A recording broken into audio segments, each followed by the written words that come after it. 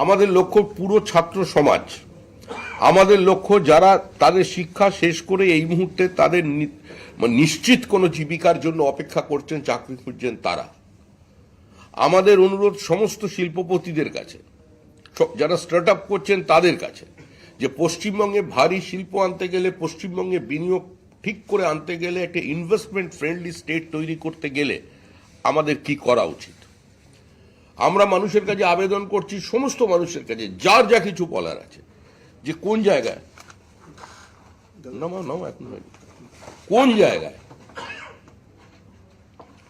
আমাদের রেলপথ তৈরি হলে কিংবা আমাদের ইনফ্রাস্ট্রাকচারকে আরো বাড়াতে গেলে তার কোনো নির্দিষ্ট পরামর্শ আছে। কারণ আমাদের সঙ্গে লাগোয়া বেশ কয়েকটা রাজ্য আছে যারা ইমেন্সলি মিনারেল রিচড। ওড়িশা আছে, ঝাড়খণ্ড আছে, পাশে বিহার আছে, আমাদের বন্দর আছে, আমাদের নদী আছে।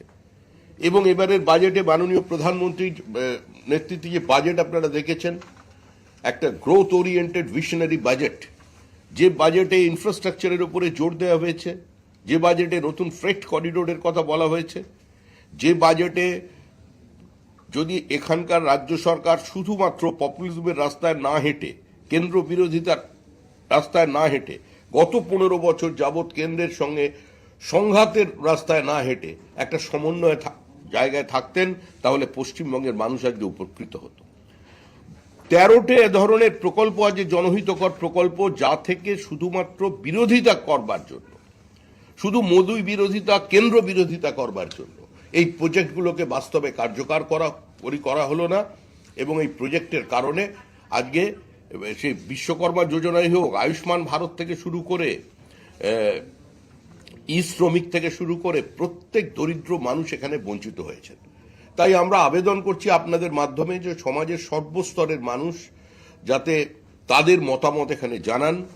এই মতামত জানানোর পর থেকে 18 তারিখ পর্যন্ত আমরা এই মতামত সংগ্রহ করছি। আজকে থেকে 10,000 চিঠি, আর 10,000 চিঠি আমরা বিভিন্ন জায়গায় পাঠাচ্ছি, বিভিন্ন মানুষকে, আমরা সমাজের ভিন্ন ভিন্ন স্তরের মানুষকে আমরা 10,000 চিঠি লিখে পাঠাচ্ছি। তাদের কাছে সরাসরি আবেদন করছি যে আপনারা আপনাদের মতামত, আপনাদের পরামর্শ আমাদের সংকল্পপত্রে রাখবার জন্য যেটা আছে আমাদের কাছে পাঠান।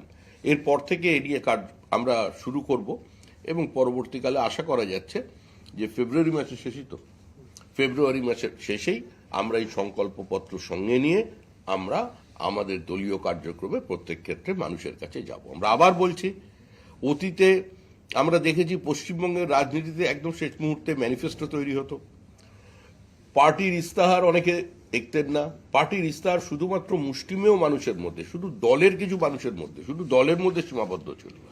কিন্তু একটা সরকার তো শুধু দল নিয়ে চলতে পারে না, নির্বাচিত হয়ে যাওয়ার পর সে তো শুধু বিজেপির সরকার থাকবে না, সেই সরকারটা পশ্চিমবঙ্গ রাজ্য সরকার তৈরি হবে। যেমন কেন্দ্রে একটা সরকার আছে যেটা ভারত সরকার, সেই সরকারে কি পদক্ষেপ নেবে সেটা একজন দলীয় সাংসদ হিসেবে আমারও জানা নেই, বা সরকারের মোডাস অপারেন্ডি নিয়ে এখন স্বপনদাও কিছু বলতে পারবেন না। কিন্তু কারণ সেটা ভারত সরকার চলেছে। আর আমাদের পশ্চিমবঙ্গে দুর্ভাগ্যবশত আমরা 15 বছর তথাকথিত ক্ষমতার পালাবদলের পর যে সরকারটাকে পেয়েছি, সেটা পশ্চিমবঙ্গ রাজ্য সরকার হয়ে উঠতে পারেনি, সেটা সম্পূর্ণভাবে তৃণমূল কংগ্রেস সরকার থেকে গেছে।